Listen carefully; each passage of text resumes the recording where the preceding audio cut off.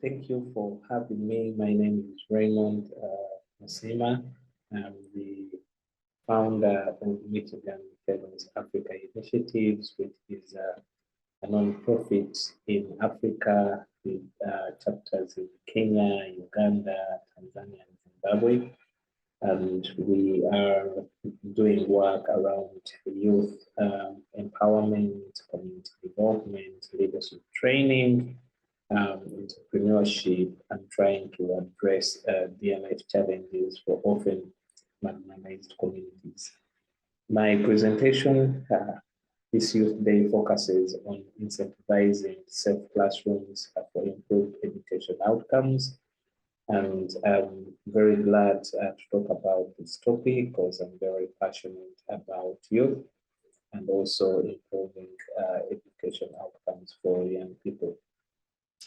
The state of a classroom in Africa, and as it is the case in most places globally,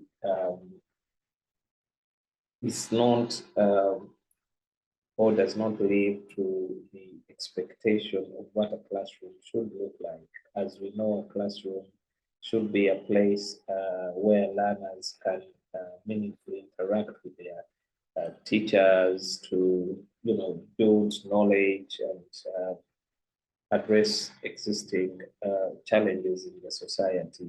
But today's classroom has been widely polarized and it fails to match the expectations of both the young people, the teachers, in terms of outcomes. But not all hope is lost.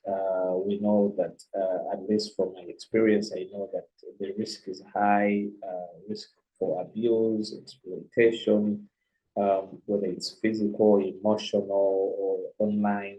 And I also know that classrooms have, become places of stigma. People who identify differently or come from minority groups or have different views are not accommodated or even punished for having a different idea about a topic or their performance. So to be realistic, that is the case for classroom setting. And children have been victims of such kind of negative practices or perceptions or norms that are deep-rooted in the case for Uganda, in our cultures, in our history of being punished either for failing to succeed in a given discipline or subject, or even expressing an opinion. My experience around education at classroom shows that even teachers who are direct duty bearers within a classroom do not feel safe to openly express themselves or share an idea, as the fear of maybe siding with the student population um, can advance or exude several repercussions. But the classroom after COVID transformed from what we traditionally knew as a physical place into an online place. And while that was helpful in as much as its intention to control the pandemic, so many systems, schools, governments were not ready to counter the some of the challenges that come with the digital application of the classroom, and which meant that some of these negative practices transformed into the online spaces, and we know that there are rising cases of online children sexual abuse and exploitation, where children are required to either share, ask to do something that is sexual or share photos, or they are being fast, there's a lot of stalking or sexting, which is now a growing term online, where young people, children are engaged into sex talk. The exposure of nude videos and nudity and pornography to young people as they seek to study online is also a rising concern for so many stakeholders within the education spaces.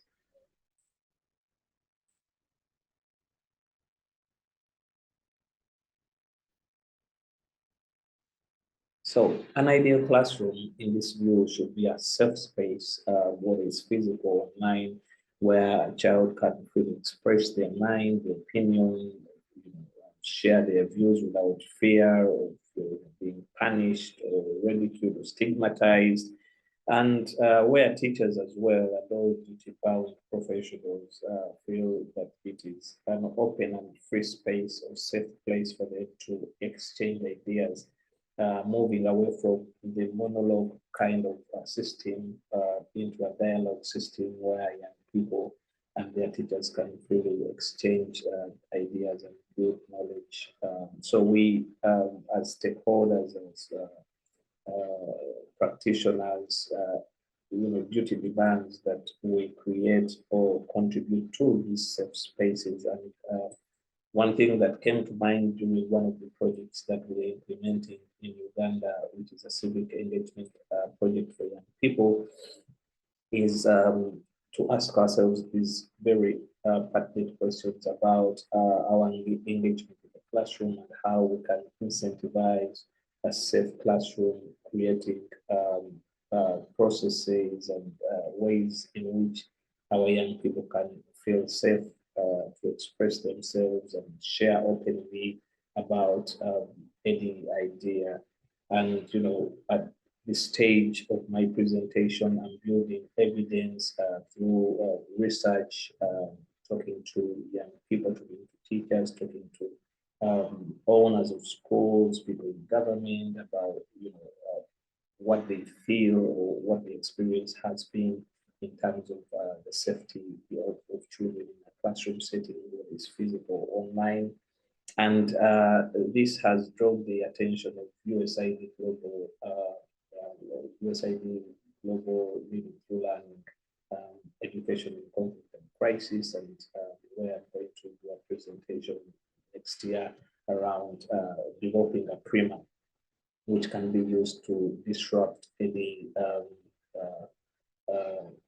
practice or any perceptions around abuse and sexual exploitation for young people in a classroom setting, whether that is physically or online, and also build stakeholders' knowledge on what abuse or sexual exploitation is, how it manifests in different ways, and how it can be prevented, it can be reported, it can be responded to by all stakeholders.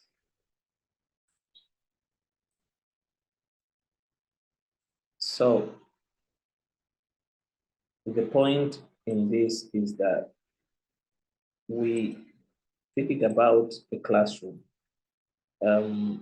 What are the promises? What are the prospects that we hope to achieve, or what are the things that we look out for? In the primer itself, I share a lot of information on what abuse or what the state of the classroom is, and actionable leads to children and how they can counter exploitation or abuse, and also work through with teachers through a learn by doing guide on how that can be addressed. I use the 4D approach, which involves drama to direct, disrupt, delegate, and delay abuse, and in that way, I'm able to contribute to safe classrooms. Perhaps as I wind this up, the main question that we should be asking ourselves or asking our children every day that they return home is was the classroom safe for you? Did you feel that you belong to that space? Did you have were your views welcome? And not just for our children as teachers, as we ponder about these things with management and other key stakeholders in government.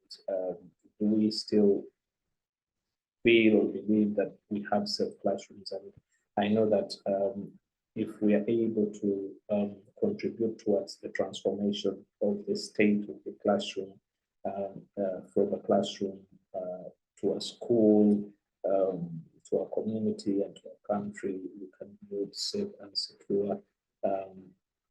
We can build a safe and secure planet for everyone.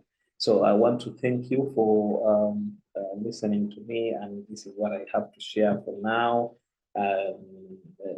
The Safe Classroom Prima is still being worked on, and once it is out, it will be a public resource for all interested stakeholders and practitioners to share